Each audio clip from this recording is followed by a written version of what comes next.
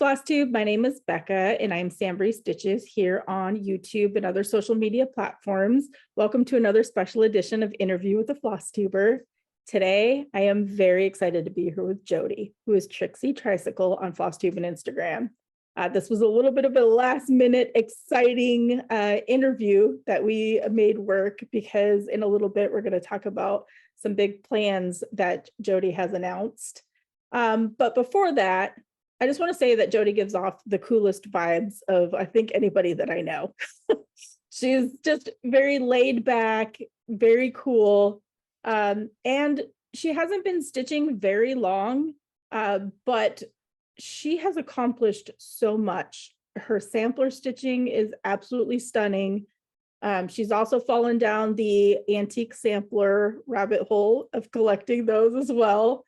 And I'm just really excited for the things that are going to come for Jody. So before we jump into the questions, do you mind telling us a little bit more about yourself and your big news that has been announced? Well, first, that was a really, really nice introduction. Well, I'm not sure who you're talking about, but that was very nice.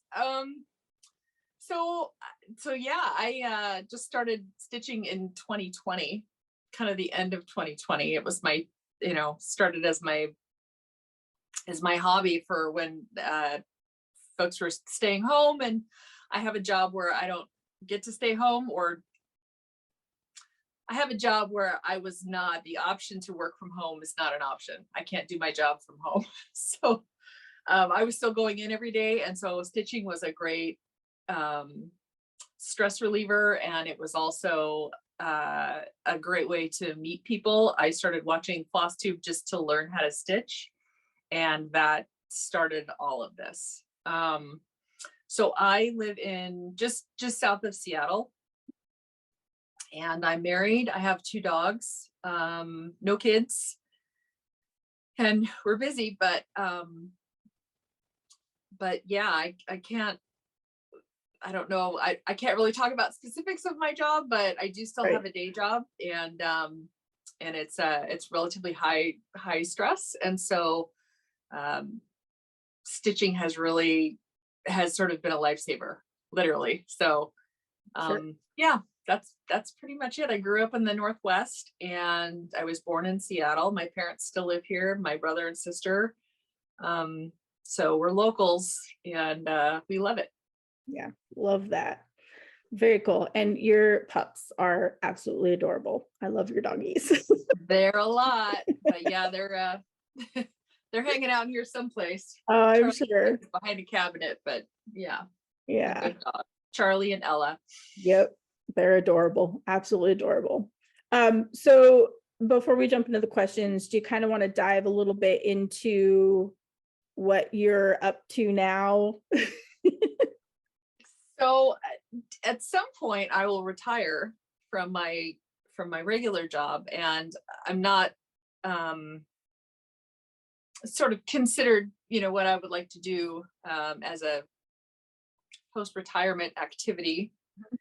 And since I started stitching, I have this sort of outsized love for linen, and have a pretty good collection just from a lot of other dyers. And so over the summer, I think in June, I really started in earnest researching and doing all of the footwork to set up a small business. So a week ago, I announced that I have started a company called Cedar River Linen and Design. And the response has been honestly pretty overwhelming. Yep. In the best way possible, but certainly did not expect for there to be that level of interest. And so this community is pretty remarkable, not only in the support that stitchers give each other, but also just the generosity of other floss tubers and people on Instagram who have just been so supportive and encouraging. So our shop is going to go live on December 16th. And to start out with, we're going to have 5 linen colors, and we are working really hard to get ready for that, and super excited to see our linen out being stitched on. So Yeah, it's exciting. I know you did a whole in-depth, amazing video that I will link down below in the description box that'll explain everything in detail. It's from just seeing it like firsthand when we did the get together, your fabric is amazing. I'm so excited for you. And it's gonna be pretty big. And thanks, Becca. That's really nice. There have been a number of people who I have relied on for, just kind of guidance as I've gone, just checking in about colors. I'm, fortunate enough that I live in the Northwest where we've got all kinds of people who, are pretty knowledgeable. Susan Stanley and I actually got together a couple of months ago and just sat down over coffee, and I brought some color samples, and she was incredibly kind and sat with me for a couple of hours and just chatted about color. And that was, so much fun. But yeah, and then having you and Laura and everyone up just to visit and look at it and talk about it, and it's just really encouraging, because when you develop all of these different colors, you're kind of in a vacuum. I know what I like. I know what I think is, something I'd want to stitch on, but you never know if other people are going to think the same. So I think a little scary. I think, well, seeing it firsthand and how much work you've put into it with, like dyeing the same over different counts and such that you've been doing is incredible and absolutely amazing. And I think people are just going to go absolutely crazy. I'm excited because I got a couple of samplers that are going to be on it for the reproduction one. So that'll be kind of fun too. So yeah, I'm really excited about that. You shared with us a little picture of one of your, just a little corner of it, but it's kind of remarkable without even having seen it. Yeah, it's pretty close match. It's going to be pretty cool. Very cool. Yeah, as far as the thread counts go, that's going to be difficult. Like I can't, it's not going to be like, I mean, as we all know, I mean, fabric just takes dye differently, but I have spent a little bit of time looking at the proportions and kind of the time and chemistry, all of the secret back rooms. You've done a lot. You've done a lot to prepare. Right. Yeah, and you've got a pretty cool setup too. So I'm really excited for you. It's gonna be huge. So the video link will be down below. It's very in-depth, worth going and watching if you're interested at all in some new linen and a couple Ada. I think it's 18 and 20 counts. And I have had this week, I've had a few people ask about 14 and 16. And so once we get up and going and kind of see how things go, I think that will be something that I will add. So but it is going to be strictly cotton Ada linen, just natural fibers. So yeah, very cool. Very cool. All right, well, let's jump into the questions and get going. The first one is, why did you start a floss tube, and were there any particular motivations? So like I said, when I started stitching, it wasn't really an option to get together and stitch in person. And I had started watching floss tube mostly from tutorials, and then realized how much benefit I was getting just from having somebody in the room virtually stitching with me. And I think that for everybody, that really was a kind of an amazing, just sort of a social, it turned into something that I think really helped a lot of people navigate their way through being isolated. Yeah. So I also, my sister is 8 years younger than I am. I had gone down to see her, and she had pulled out some photos from when these photos were from when she graduated from high school. And we're talking 25 years ago. And I was like, I mean, that just felt like those were the most recent photos that we had of the two of us together, because I do not like being filmed. I don't like to have my picture taken. I'm really, I get the it. fact that I started a floss tube was very outside of my comfort zone, and people that know me well or knew me before will attest to that. But I started looking at those and I'm like, we are not going to have any documentation of ourselves. No one's going to know what we look like, or, you know, and I just felt like it would be a good way to start tracking what was happening in my husband and my life. And even though I don't go into a whole lot of depth personally, you still have sort of, you know, little benchmarks along the way in your life and things that are happening. And so I just felt like it was a good way not only to give back to the community and share what I was stitching, but also just kind of keep track of my own progress and then be able to have something to go back and look at, you know, when when I'm 80, I don't know. So Yep. Yeah. so yeah, the first video was a huge kind of a, you know, jump off the high dive. And but I, you know, all of the things that I was afraid of, just, you know, being fearful of the internet and not knowing what, you know, commenters would be like. And it has not been, it's been amazing. And this community, again, is just so kind and fun and supportive and funny, and such a wide variety of people. I have been blown away by how many friends and, you know, people I've met at retreats. And so it's been very, very good. So if anybody's out there thinking about whether or not they want to start a floss tube, I highly recommend. Take it from somebody who does not like to be on camera. You won't regret it. Yeah. And, you know, the first couple of videos are always the hardest, I think, the most awkward, the most uncomfortable, because you're talking to yourself and you think, oh my gosh, do I look dumb or whatever? And we all go through that. So there are the nerves. Yep. Every time I turn on my camera, I have to start like 3 times. You know, you start out with your hi floss tube, my name's Jody, and then you have to stop and start over. And that doesn't ever go away. It just always feels a little bit awkward. So that is true. That is true. I still have to do that, especially with shadow in my openings. We go through it many times. Yeah.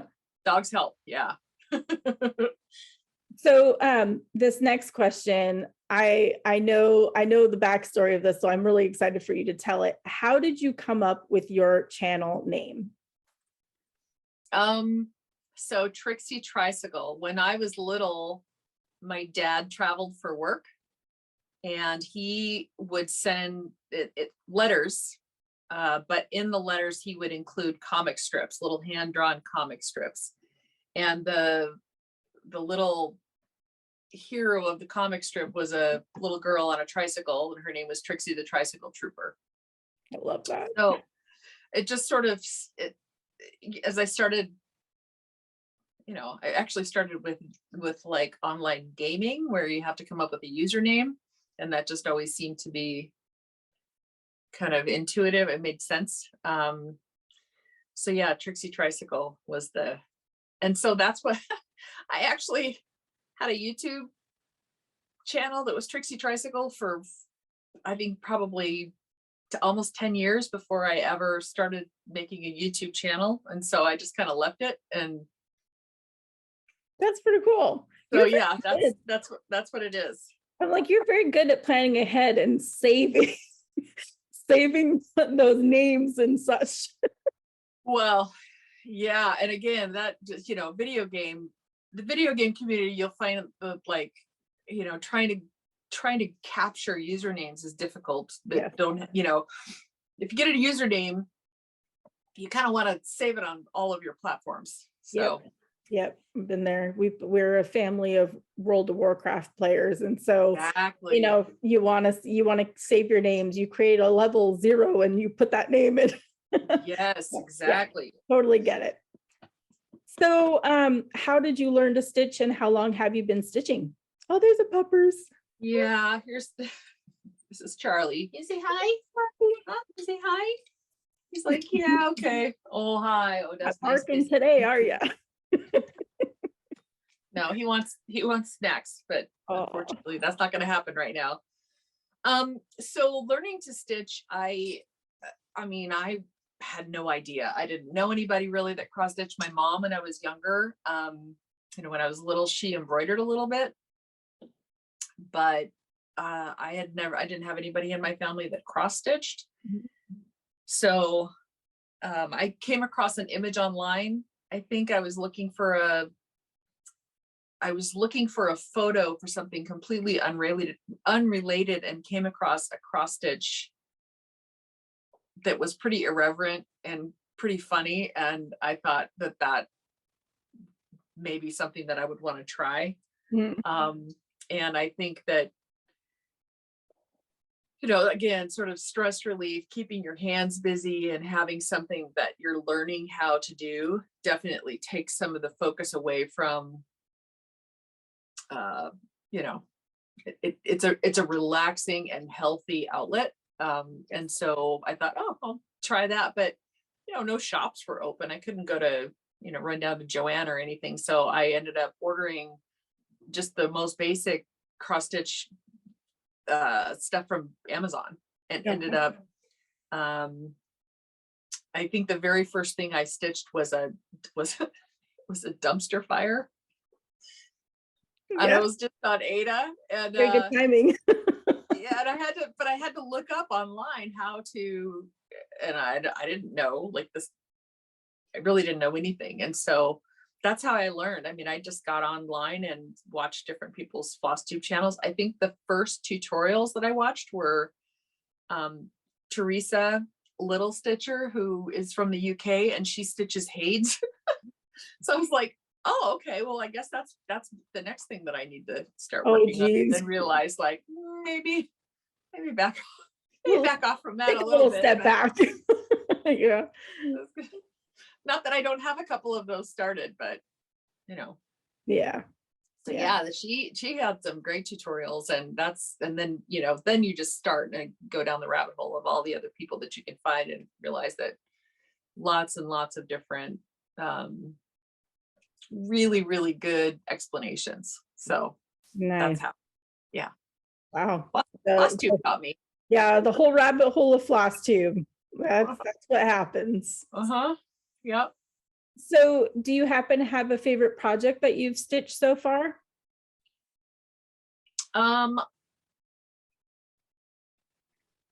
So I think it's because it was a stitch along with a group of people that I'm still really close with.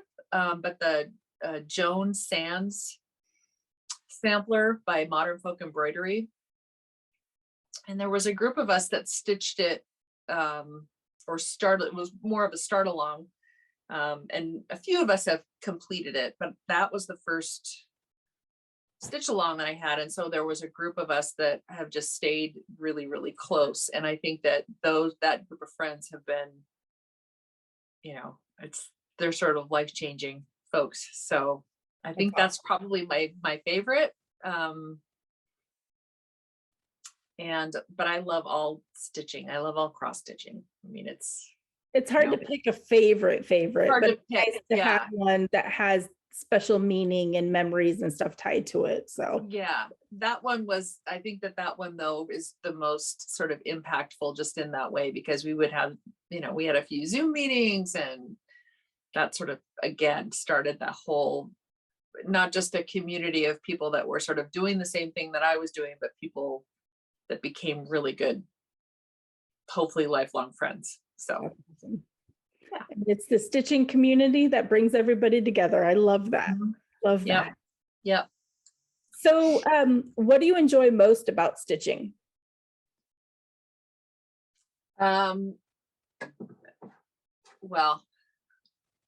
like which aspect of it, like the kitting up, or the collecting the charts, or just the fact that your whole world just gets this big, right? And all you have to do is just focus on this, which is, I think that part of it is probably the most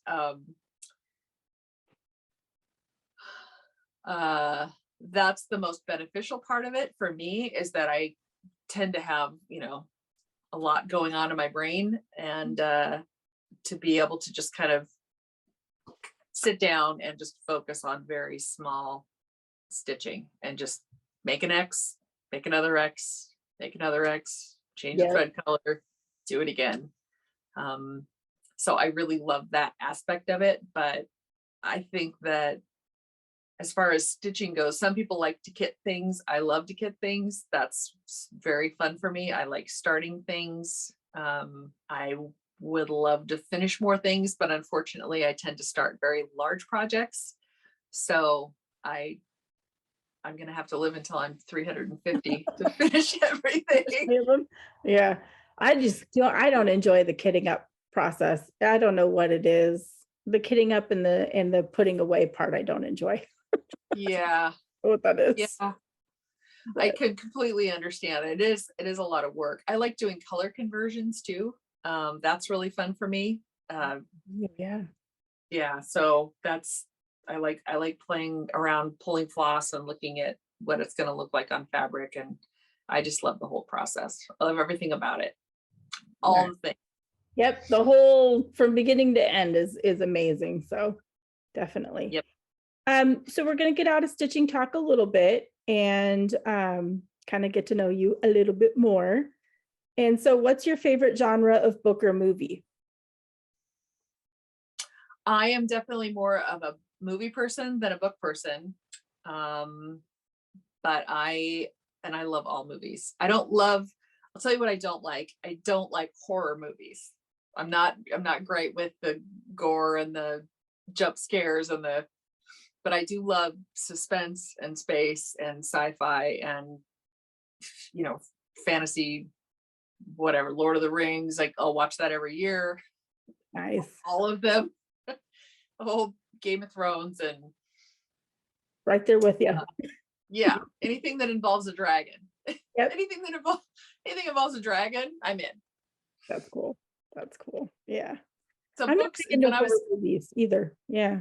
Yeah, I don't know. I just think I get enough of that at work, so I don't need that is true. I'm sure. Yeah.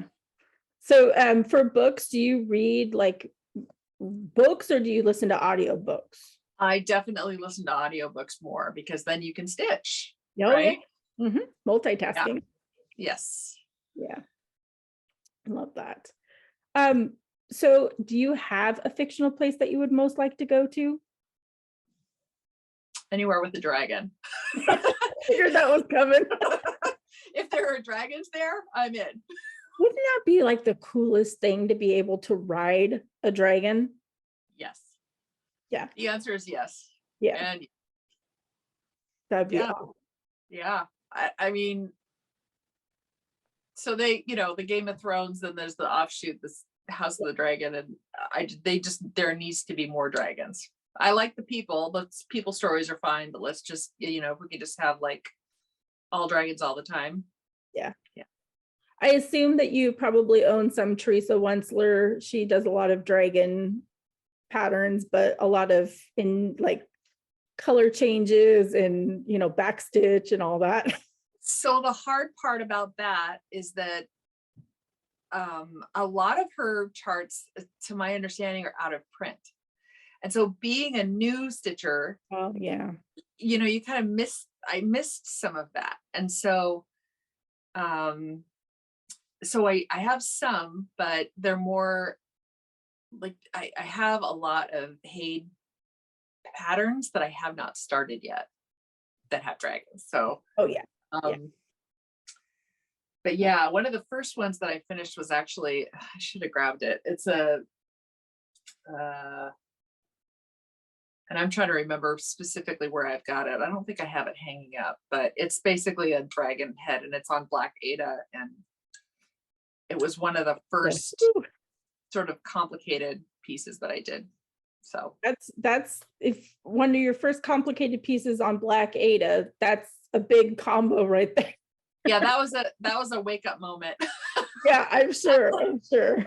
I figured out pretty early on that if I sat at a table and had a piece of white paper behind it, that helped a lot. Yeah. But that was also when I started realizing that I was going to need, I needed to have magnification for everything that I was going to stitch. Doesn't matter if it's 32 count, 14 count Ada, 46 count linen. I use magnification plus my reading glasses on everything. So yeah. I have great vision from far away, close up, it's like not so much. Yeah. Yeah. I'm right there with you. I have bifocals, and then I had to buy the magnifiers that you wear that go over them because I'm doing the linen now, and yeah, definitely need them. So if you could choose to do anything for a day, what would it be?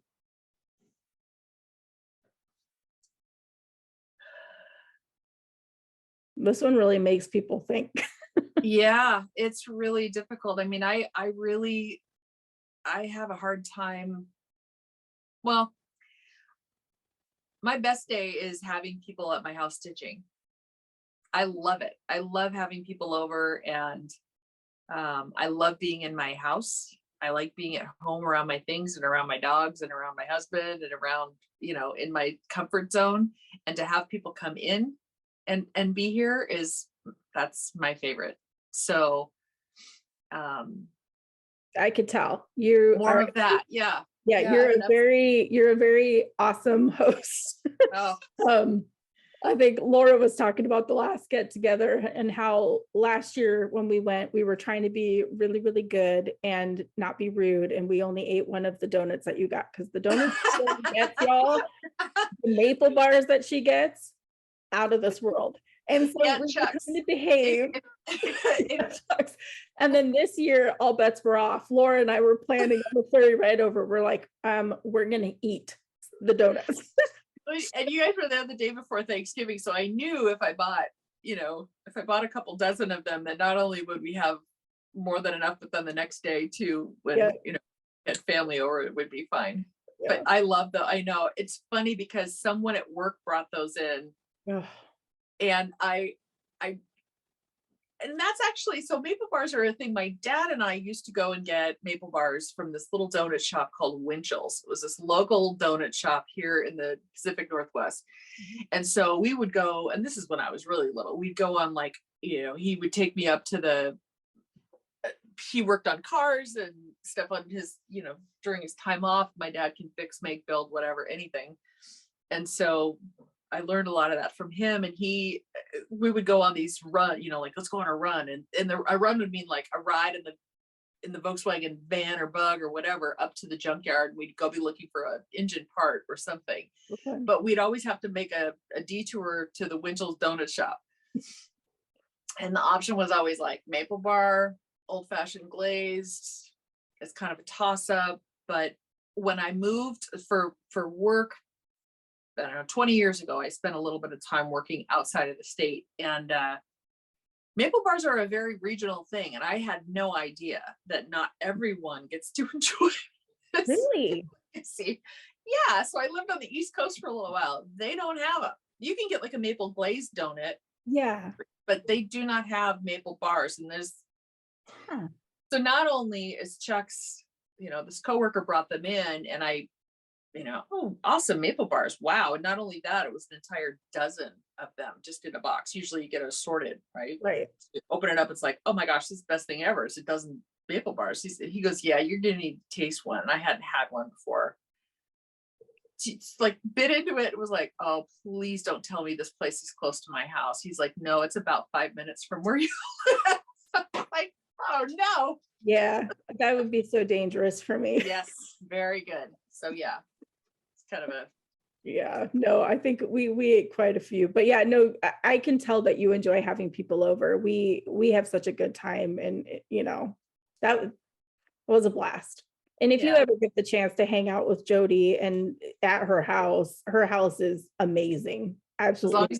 As long as you don't mind smelly dogs. Oh, smelly barky dogs. Gassy dogs. My old dog Ella really wanted to lay right next to Becca, and I'm so sorry. That's okay. I love dogs and they're so sweet, but no, it was a great time. It definitely was. Yeah. So, do you happen to have any other hobbies besides cross stitch? Well, I spent a long time. I haven't done it in a while, but I still do own a boat, and I don't know if I would call it a hobby, but I was a rower. I spent a lot of time rowing, even as an adult. And so I would like very much to get back to that. It's just kind of hard with everything that I have going on. And what I really enjoyed was rowing in big boats, like in 8s and 4s with a team. So now I have a single, and that's a little less. It's a little more motivating to get up at 5 a.m. when you've got 8 other people waiting for you on the dock. Yeah. It's a little harder when it's just your boat and you. It's there another day. It's okay. Sleep, coffee. Yeah.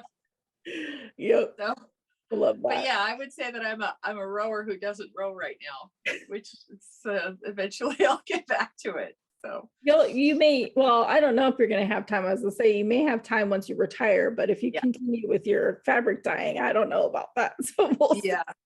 Yeah. Well, the goal would be that, this is that if I do, we'll see how it goes, but hopefully I can, transition into doing something like that sooner than later. So we'll see. Yep. That's the hope. Fingers crossed. Fingers crossed, definitely. This is one of my most favorite questions, and it's, how would your friends describe you?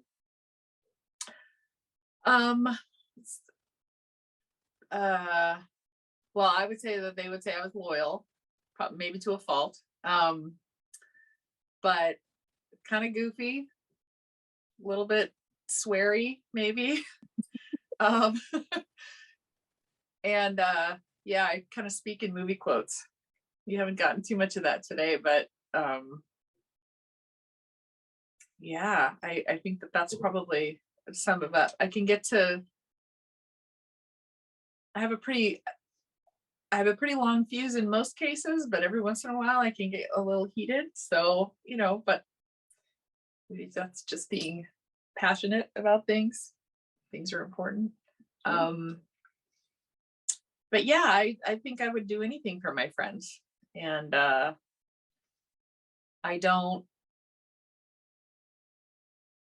the only thing that like, people can be mean to me, but if people are mean to my friends, I try to be as supportive as possible. And I just don't like seeing other people get hurt. So, but yeah, I try to be a good friend. I try not to be too demanding.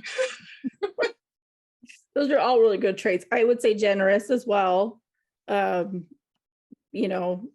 another good trait I think that you have too. I love seeing Charlie. Yeah, he's a good boy. He's gonna be. They would also say that I love my dogs. I love my dogs too. Yes. Distraction. So. Yep, they're very well taken care of. Very spoiled babies. Love it. Accurate. So we're gonna get back into stitchy talk a little bit. How do you prefer to stitch? Do you use like a hoop, a Q-snap, in hand? I tend to use scroll frames. Yep. And a lot of that has to do with the fact that I can see all of the work. I don't feel like my stitches are getting, even though I know hoops don't crush stitches, it always makes me a little nervous, but I do like to be able to just see the whole piece kind of come together. And so I started using scroll frames, and that just works for me. I sit with a stand and sit with my chair and have everything in front of me. And so I stitch two-handed, sort of one over the other. I've been trying a little bit on some smaller projects to practice stitching in hand, which it's going okay. You have to think about it a little bit more, just like where your needle's going to be next and kind of counting out. But I still find that stitching in a scroll frame or stitching in a Q-snap, if I'm someplace away from home, it's just a little easier. You don't have to think about it quite so hard, but makes sense. Yeah. Do you have a preferred fabric fabric count that you lean towards, or kind of? Yeah, I would say, I don't know that. I mean, I think that for different projects, every single thread count has a good purpose, right? So, I mean, I've got a piece, this Peacock, Unicorn, and Badger by the Scarlet Letter, that's on 32 count, and it's just going to be huge in a big tapestry. I'm stitching Ellen's, her first sampler. That's on 40 count. the one behind it, the other green one, that's on 46 count. So I'm all over the map. I don't really Yeah. have a preferred. It just really depends. But 46, I started stitching on that over the summer a little bit more, and I really enjoy it. And especially for giant samplers, because Makes them it, tiny. yeah, it brings them down a little bit. Yeah. You know, you got more room to hang them up. Yep, that is true. Like, I don't mind, you know, I tend to frame my own projects. I like to go to thrift stores and find frames, and Yeah, so very cool. I yeah. still struggle with framing my own. I just did one of my reproductions and I framed it, and my lacing is so terrible on the back, but I think it looks okay on the front. Oh no, I saw that. You Yeah. shared that photo with me. Yeah. It looks beautiful. Yeah, I mean, that it was my looks first time. really good. And your sides are Oh, perfect good. straight. Thank Like, you. Because it was yeah, and not raining, only so I'm that, like, I like don't know. I won't spoil it at all, but yeah, it's chef's Cool. kiss. Okay, that makes me feel better then, because Yeah, I yeah. normally frame my own, but yeah, it makes me a little nervous. Yeah, no, you did a great job. It looks fantastic. Thank you. So do you have a favorite place that you've traveled, and did you bring stitching along when you went? Well, I haven't traveled that much. The only places I've traveled since I started stitching are to retreats. So I would say that my favorite place, my husband and I've gone to Kauai twice, and it's so beautiful there, and it's just very, I like it because there's nothing to do. Sounds like the perfect vacation. Yeah. I mean, and that's not true. There's a lot to do, but you can just sit still and absorb what's around you and just enjoy being there without feeling like, you have to fill your day with, all kinds of touring. So that is one of my favorite places. I haven't done a ton of travel for the last, we'd like to do more. We actually had some plans for our 50th birthdays, and that kind of got waylaid. So looking forward here in the next few years, we'd like to go to a few places. I think my husband has talked about wanting to go to Iceland, which I think would be really, really fascinating. It's beautiful there. So I don't know. We have lots of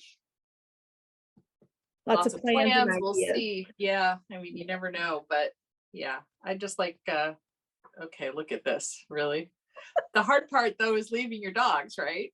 Like when you have dogs and then you're going to be gone for a 2-week or however long trip, like you want them to be with somebody that you trust and not in a kennel or anything like that. No, that's hard for us too.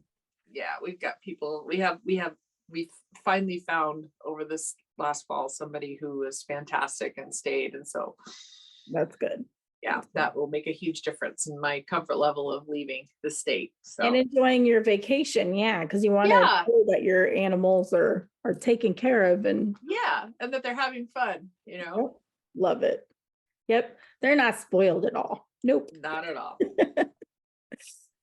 So what can you not do without for your stitching? Like your favorite go-to must-have, besides our basics? Threader. Me too. I have to. I need a needle. I can't. That would take so much time. So needle threader. It doesn't matter what kind. Either the little hook kind or the tail tucker. That sometimes works in needle too. People are probably like, oh, don't use that. But and I love my Bowen 28. That's my go-to needle because they're nice and short, and I need to try those, I think. Yeah. Because my favorites were the Pat Carsons, but you can't really get those anymore. Bowens are more like petite and smaller, so I should try those. And the 28s, there's no way, even whatever brand, I have to use a threader. Yes, absolutely. Yeah.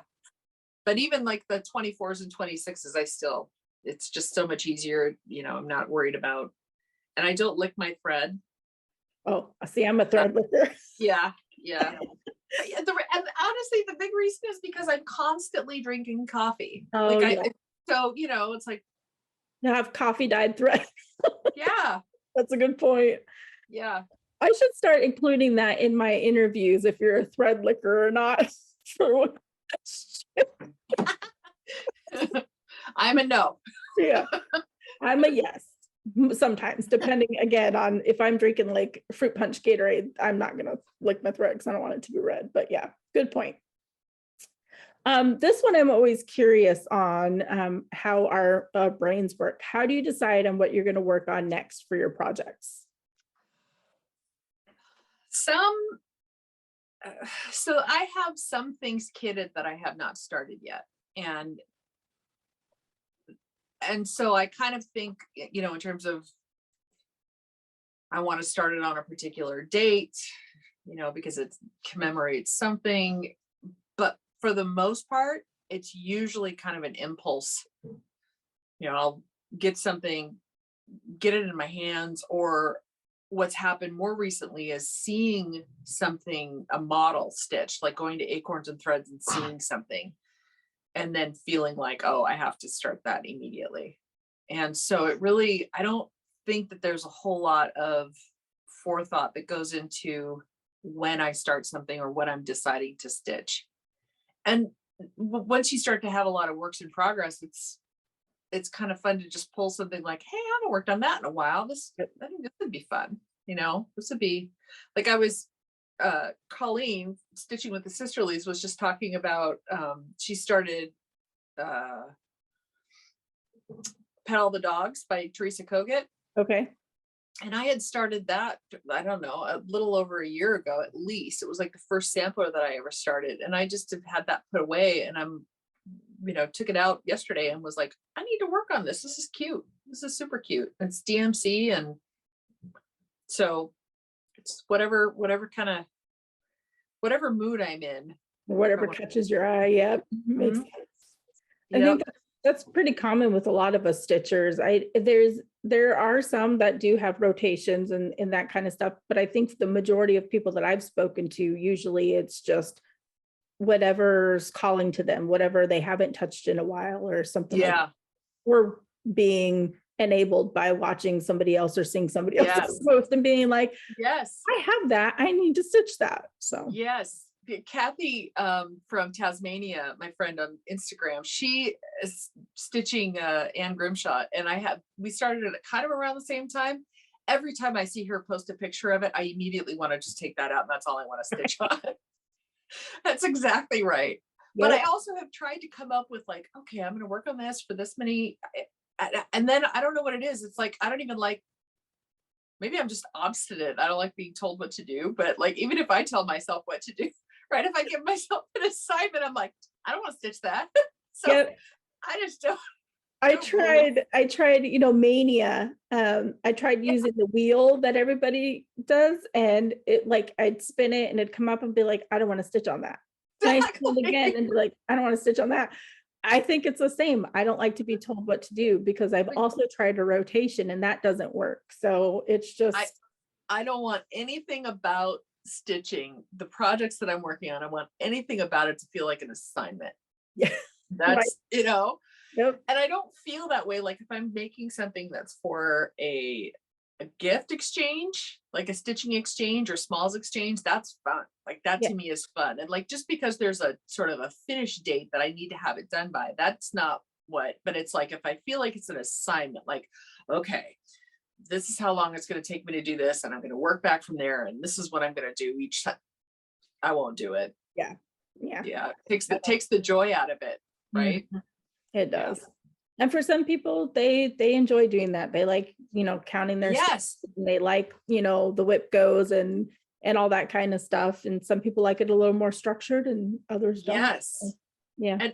And that's how I am about organizing my stuff, right? Yes. So the structure that I am drawn to is having 3-inch binders with my charts sorted by designer, and having, like, that's what I like.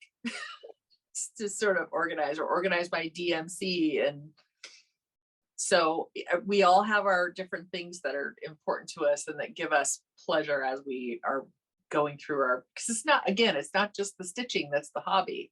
It's Yep. all of the sort of ancillary things that are around it that people really get joy out of. So Yep. The collecting, the accessories, there's yeah, more to just making the X's for sure. yeah, making project bags and making Oh, needle yeah. books and all of I that. like our matching accessories. Yes. This hobby is not Yes. cheap. That's Well, for sure. I don't know if you watched it, but Nicola from Hands Across the Sea did when she got to Hobby House, and she walked into Hobby House and did a walk around the store, and the sheer genuine joy Yep. that she and her friends were experiencing as they were walking around and looking at things was, I think I watched that video 3 different times just because it was so fun to watch how much fun she was having. Yeah. Like genuine, just, Yep. That loved would it. be one to be able to share, just your experience at the same time as you're experiencing it, you're sharing it with everybody else is awesome. Yeah. So, yeah. The Yeah. joy of stitching. Love it. Yep. So we're actually down to the last question, but before that, I was just curious, is there anything that you want to share that people don't really know about you?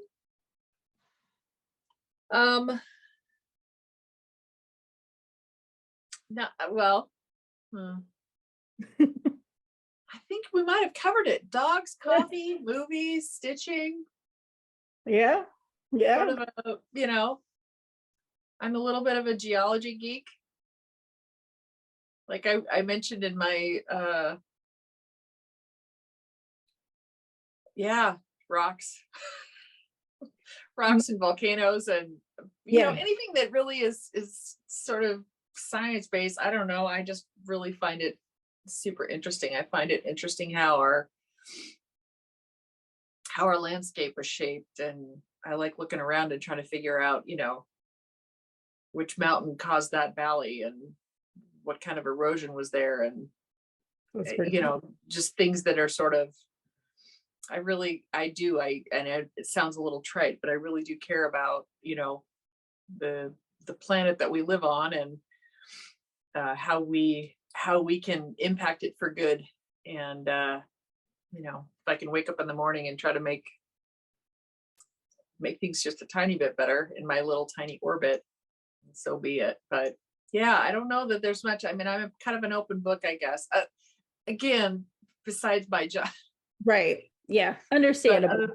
Other than that, it's I think I don't know that there's that much that people don't know. I mean, and if people have watched my videos, they sort of know, I like bees, I like plants, I like all the things. So, and it's true. We got lessons while we were there, about our local community and that kind of stuff, because you've based your business off of some local names and things like that. So we got a lesson in which was really cool, because I didn't know a lot of it either. And the other thing is, you do really care about the environment, because I forgot to even mention your down to your packaging, not using plastic, how you dye, all that stuff. You've put so much thought into the environment. That was something that before I even started, that was going to be a priority. Because sort of single use, I think single use plastic is just a little too. Plastics are important. I think that they're, obviously in medical use and lots of other things, they are important. But I think that when it comes to shipping, just me personally, the things that I've accumulated and, things that I've purchased, it's like, ooh. Yeah. So that was something that I really kind of researched and looked into and made sure that was going to be something I could do. That I'm not. So yeah, if you order from me, you're going to get your tissue's going to come in a recyclable package. It's going to come in, wrapped in tissue and acid free, so it's not going to hurt the linen. But no plastic. As much as we can get away with it. There's some things you can't get around, but Yeah, I know for us designers, we put our charts into the plastic bags because that's the easiest yeah, for and stuff. So there's a lot of plastic going on in our community already. So yeah, yeah. And I think that it's, it's for product protection. I understand that, yeah, there's that's a important, piece of it. And that a lot of people are concerned about, damage and shipping. And so we'll see how it goes. I think we'll do our best to I have good think it'll, communication with customers, and if it needs to be adjusted, we can adjust it. But I think we can do it. It's costs a little more, from our end, but we'll absorb that, and yeah, we'll see how it I think goes. it'll So go well. Yeah, yeah. I think it'll go well. And every little bit to help the environment, I think it's worth it. So Yeah, little tiny changes. If lots and lots of people make little tiny changes, yeah, and so if one person does it, it's a ripple effect, definitely. So that yep, was another yep. huge thing I wanted to mention about your business and the Thanks. packaging and stuff like that. So um we're on the last question. It's like flown by. This is my most favorite because the last couple of years have been pretty rough for everybody. So I like to end it kind of on a high note. What is the best thing that has happened to you within the past couple of years? Meeting my friends, meeting cross stitchers, and having an entire new community of friends that I didn't have before. Yeah, So hands down, easy. yeah. And yeah, I'm very, very grateful. And it's they know who they are. The community is amazing. I coming from personal experience, when I started my channel, I came from kind of a dark place. I was not in a good place with local friends and such. Starting the channel and developing relationships with people has been amazing. So I Yeah. get it. Like it's life changing. Actually, it really is. Yeah. It really is. So I'm glad that the community has brought you such great friendships. And this exciting new venture is also going to be another step to just getting out there in our stitching community and sharing the love of stitching and your fabrics. I'm super excited. So Thank you, Becca. This is so yeah, nice of you to I'm just talk to me and ask me questions. And I really, really appreciate it. It's really fun watching all of your interviews. I always like watching other people, and I'm like, I don't know what I would talk about. Like I'm just kind yeah, of bored, kind of I just boring. keep Just having a like dogs and coffee conversation. Yep. in my house. Well, people keep asking me when I'm going to be interviewed. I'm like, well, Yeah. they're kind of like, I answer the questions throughout different interviews, talking with people. So I'm like, I don't know, there's really not a point to it. And I think I would be super awkward on the other end. So Well, I am very awkward. So yes, I can understand that, but I think you'd be fine. I think it would be really interesting. I want to make Colleen from Stitching with the Sisterlies. I think she would be a great interviewer. but she'd be like, right? go talking. I love Colleen so much. I love her so much, but Me too. yeah. Well, thank you so much for taking time out of your busy schedule Yeah, to thank sit you. down and chat. And I'm glad we could get you on here and get the word out. And go check out Jody's video. I'll have it linked down below. Go sign up for the newsletter so you can have information on all the fabrics. So excited. So we'll say bye to everybody on FlossTube. Okay, bye.